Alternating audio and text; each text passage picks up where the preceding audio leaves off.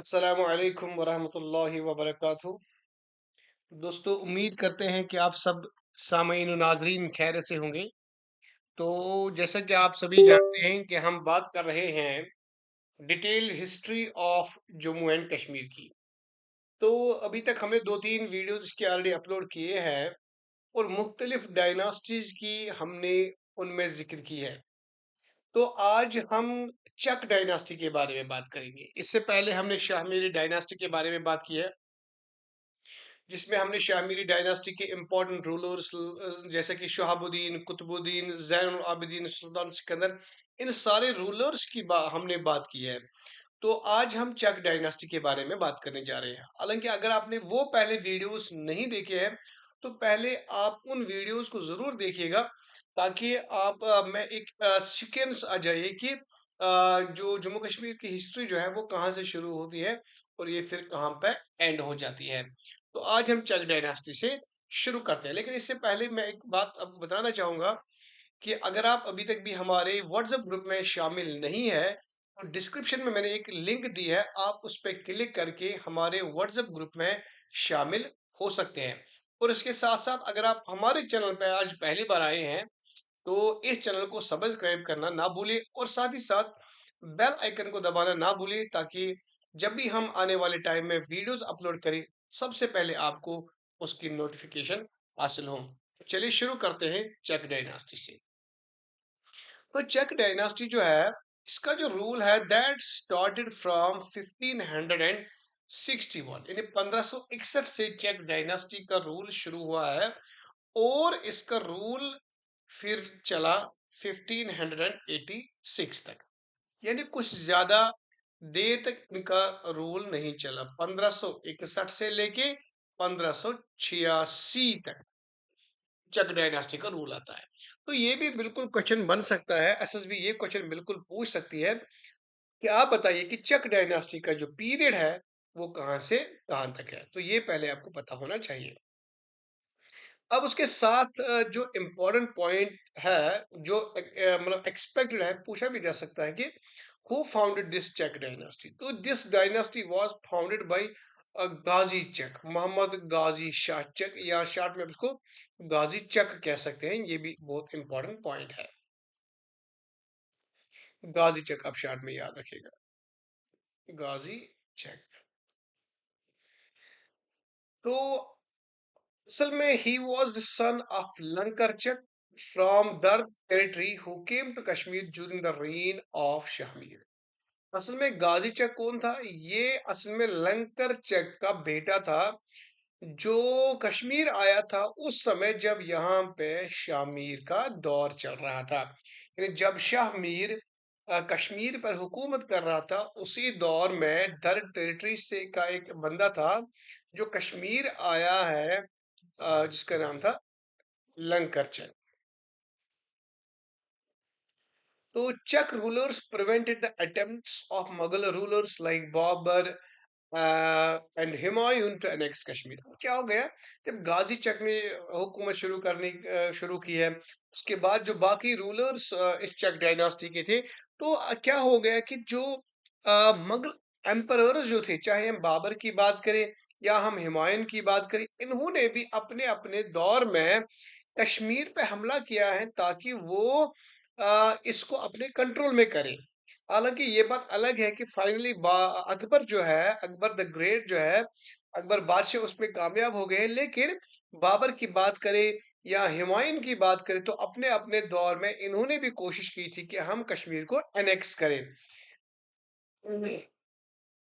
Ghazi Chak who first ruled the kingdom in the name of a few puppets became the first Czech ruler, but was destined to rule only for 3 years.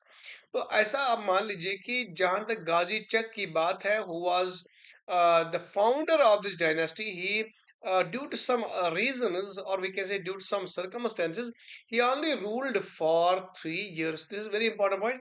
You should know it that Ghazi Chak, the founding member of Chak dynasty, ruled only for 3 years. तो उसके बाद की अगर बात करें तो Yusuf Shah Chak became ruler after his father Ali Shah Chak. तो अली शाह चक ने फिर कुछ समय रूल किया। उसके बाद उसका जो सन है यूसुफ शाह चक, जो मेन रूलर इस डायनास्टी का, जिसके बारे में आपको बहुत सारी जिक्र है, यहाँ पे बहुत सारी डिटेल आपको याद रखनी होगी। तो यूसुफ शाही चक ने फिर अपने फादर के बाद ये जो हुकूमत है वो संभाली है। He ruled from 1579, 15 से 1579 से लेके 1586 तक उसने हुकूमत की है। 1579 से लेके 1586 तक। लेकिन उसने उतनी ही अगर if he is considered as the great, और we can say the greatest ruler of Chak dynasty, that why he ruled for short period of time. इसके लिए आपको क्या याद रखना होगा कि he was brought to Delhi for talks by Akbar, but imprisoned by him in Bihar where he died later on. असल में क्या हो गया, when Akbar multiple times tried to annex Kashmir, तो but he always failed and he could not succeed in annexing Kashmir. तो अकबर ने अब एक चाल खेली है, उसने यूसुफ शाही चक को दावत दी है, यानी उसने उसको धोखे में फंसाया है, दावत दी है, दिल्ली बुलाया है। तो अकबर जो ये जो यूसुफ शाही चक जो है उसकी, हालांकि उसकी जो बीवी है हब्बा खातून, उसने मना किया था क्योंकि उसको शक पड़ गया था कि अकबर शायद हमसे खेल रहा है, वो हमको धोखा देगा। लेकिन यूसुफ शाही चक ने इस बात का एतबार नहीं किया अपनी बीवी का, लिहाजा वो अकबर के पास चला गया है दिल्ली। शायद उसको यही लगा होगा कि वो बहुत बड़ा बादशाह है तो मुझसे मुलाकात ही के लिए मुझे बुलाया है। लेकिन अकबर ने उसको फिर वहां धोखा दिया and finally he imprisoned him there. तो उस अब क्या हो गया, जब उसने उसको इम्प्रिजन वहां पे किया है तो फिर जेल में रख के फिर वहीं पे उसकी डेथ हुई है, याद रखिएगा। लेकिन उसने उसको फिर बिहार में इम्प्रिजन किया था, अगरचे वो उसको दिल्ली बुलाया गया था, but later on he was imprisoned in Bihar. And today it's being assumed that his burial site is in Patna. So after his death, his son Yaqub Shah Chak became the ruler of Kashmir. अब चूंकि जब यूसुफ शाही चक मर गए तो उसका जो बेटा है याकूब शाह, वो अब रूलर बन गए। लेकिन वो अकबर तो चूंकि अकबर ने इसीलिए यूसुफ शाही चक को बुलाया था ताकि वो कश्मीर को एनेक्स करे, कश्मीर को जीत जाए, कश्मीर को कश्मीर पार्ट को, अपने इस टेरिटरी को अपने कंट्रोल में करे। अब चूंकि जब ये ग्रेट लीडर, ये इंपॉर्टेंट मेन लीडर शाह चक डायनास्टी का दिल्ली चला गया, उसको वहां इम्प्रिजन किया गया, तो अब उसका बेटा इस गद्दी को संभालने लगा, लेकिन वो इसको नहीं संभाल पाया। तो अकबर ने क्या किया, he once again tried to annex, and this time he defeated Czechs. Yeah, बिल्कुल ध्यान देख सकते, he tried to resist the Mughal army but was defeated by the army under Qasim Khan at Haripura.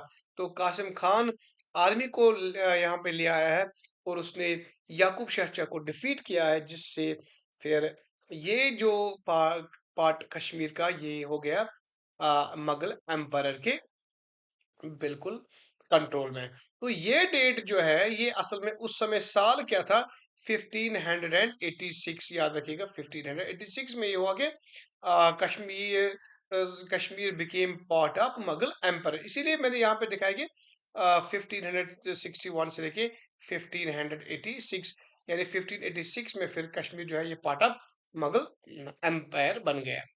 तो यूसुफ शाह चक की अगर बात की जाए, क्योंकि यहाँ पे जरूर बनता है, मुझे लगता है कि ये मुनासिब है कि हमें उसके बारे में थोड़ी थोड़ी थोड़ी जिक्र करनी चाहिए, क्योंकि he was the great leader of Chak dynasty.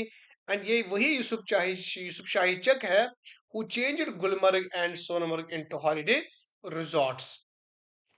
He tried several ruses to ward off the expanding influence of the Mughals under Akbar, but he finally succumbed to the superior force and strategy of Akbar, जो कि उसने अपने दौर में काफी कोशिश की थी कि जो मुगल्स है वो ये लड़ाई न जीत जाए, वो कश्मीर को अपने कश्मीर हिस्से को अपने कंट्रोल में ना करे। लेकिन फाइनली तो उसको ये छोड़ना पड़ा, क्योंकि खुद जब वो अकबर के पास चला गया तो फिर उन्होंने ये धोखा देके इस कश्मीर को अपना हिस्सा बना लिया। तो हुई finally he died in Bihar. His son Yaqub tried to hold on the throne for some time, but ये जो मैंने ऊपर बताया है, वो उसने उसको फिर उसके बेटे याकूब शाह को बिल्कुल हराया है, क्योंकि वो इसको अच्छी तरह होल्ड नहीं कर पाया, तो जिसकी वजह से फिर मुगल आर्मी ने ये जंग जीत ली है। The Mughals entered Srinagar in trip on 14th of October 1586। ये डेट आपको याद रखना होगा, 14 अक्टूबर आपको याद रखना होगा 1586। हालांकि ये क्वेश्चन एसएसबी ने पूछा था कि 7 अक्टूबर, 10 अक्टूबर, 15 अक्टूबर या 14 अक्टूबर, तो 14 अक्टूबर 1586 आपको डेट याद रखना होगा, when Kashmir became part of Mughal Empire. Kashmir losing its independence became a province of Mughal Empire, and thus the Mughal rule was established in Kashmir in 1586. So these are the dates that you need to remember from examination point of view, because such dates are frequently being asked by the recruiting agencies. So this was all about Mughal Empire. चूंकि अब थोड़ा time ज्यादा हो गया है, तो आज हम सिर्फ इसी मुगल एम्पायर के बारे में बात हमने की है कि मुगल एम्पायर यहाँ कैसे किस तरह आ गया।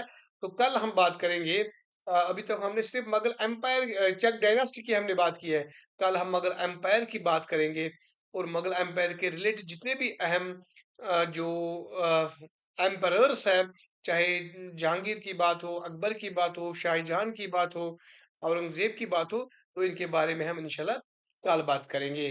तो आज के लिए इतना ही, मुझे इजाज़त दीजिए। अल्लाह हाफ़िज़।